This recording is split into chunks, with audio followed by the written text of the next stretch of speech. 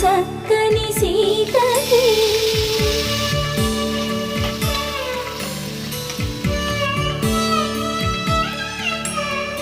ఎర్ర జాబిలి చేయి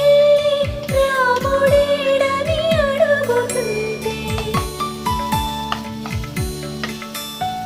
చూడలేదని పెదవి చెప్పే చెప్పలేమని కనులు చెప్పే నల్ల పూసై